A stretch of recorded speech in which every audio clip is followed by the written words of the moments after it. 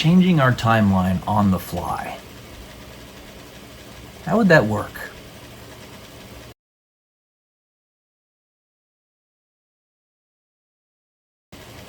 Welcome to day 191 until I am a YouTube millionaire. So in my novel series, I explain that to make any change to a line of time makes an entirely separate line of time, in that it's a parallel universe fully. However, what of those instances, and if you can imagine it, you best believe that in some way, shape, or form it is possible, something within your own line of time has been fundamentally changed, i.e., e.g., the Mandela Effect. So, while you may have known something to be one way for the first 20 years of your life, suddenly it changes and you don't know why or how. I had an individual talk to me about this on my live yesterday, how he remembers distinctly several passages in the Bible that changed, in particular the Lord's Prayer, over the past few years. And he knows this because he recited it every single day and had it memorized essentially like the back of his hand. That's a very good question. And the Mandela Effect, really, I think, leads to a lot of conundrums, such as the grandfather paradox that you see happening in the movie trilogy Back to the Future, where the main character's dad almost doesn't get married to his mom, and he ends up almost not existing. How would that work? Because your perception does not just eliminate. Energy can neither be created nor destroyed. It just changes form, at least in one particular universe. Energy's honestly constantly created in perceptions. And your creative potential as a being.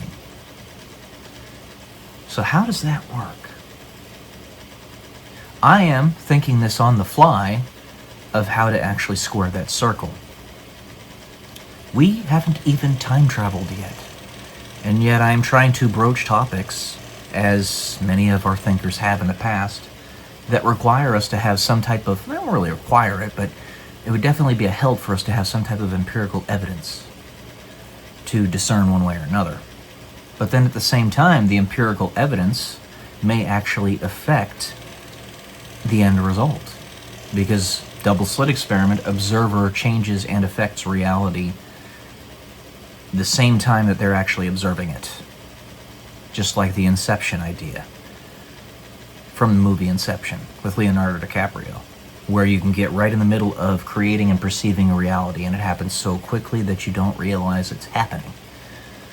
It's the same idea with the Mandela Effect.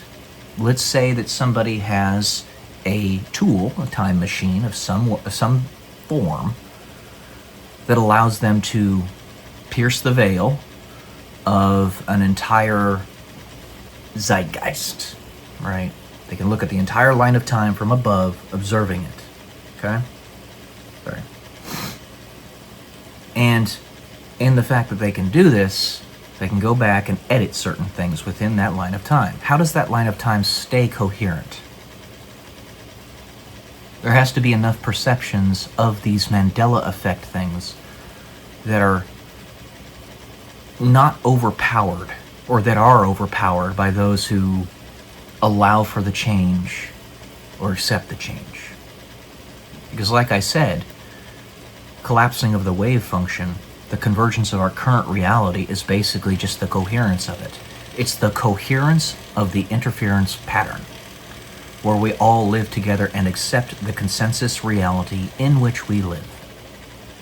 This does not mean you cannot go to the past and edit something within that line of time if it doesn't excessively affect anybody.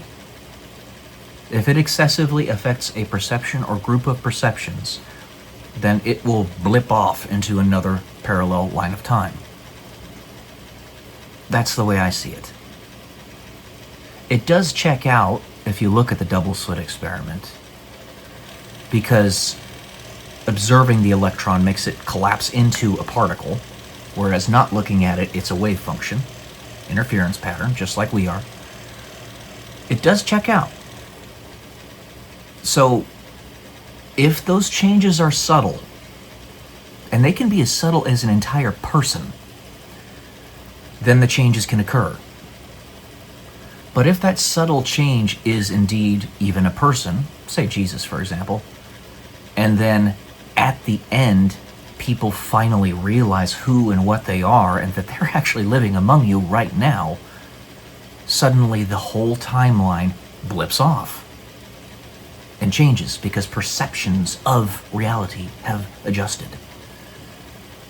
I.e., or e.g., for example, the rapture.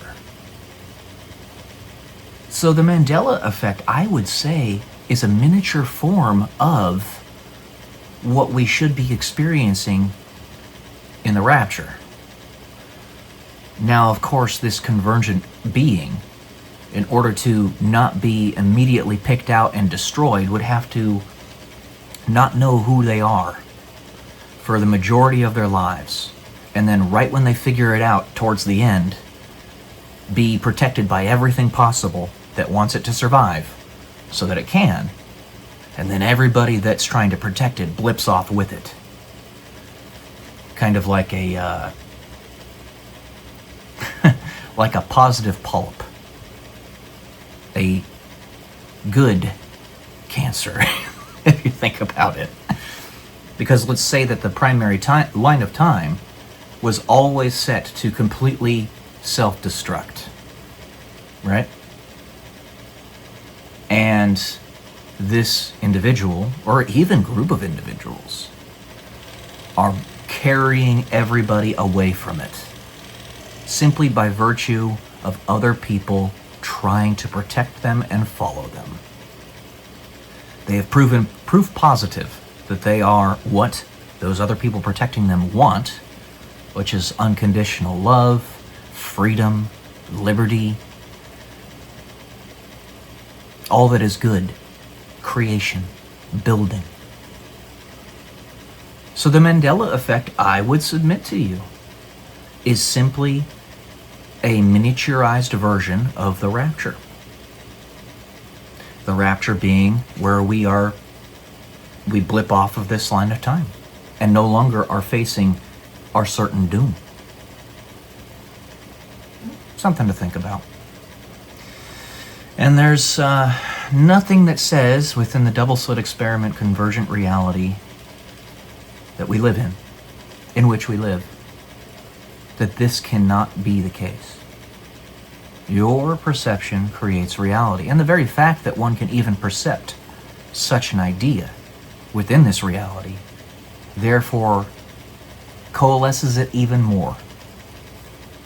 It's the zeitgeist, the thing that I talk about all the time on this channel. The zeitgeist, the paradigm, the underlying social undertone of the whole of human civilization. And you pierce that, or you latch onto it, you can pull everybody out. There you go, guys. Love y'all. Peace.